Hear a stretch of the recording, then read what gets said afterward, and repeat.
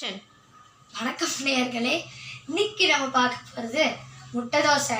எல்லாருக்கும் பிடிச்ச ருசியான முட்டை தோசை. வாங்க எப்படி பண்ணுறது பார்க்கலாம்.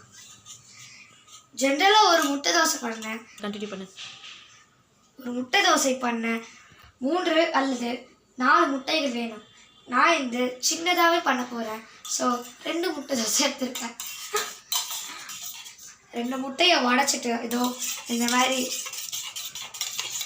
ஸ்பூனை வச்சு அல்லது பீட்டரை வச்சு நல்லா கலக்குங்க.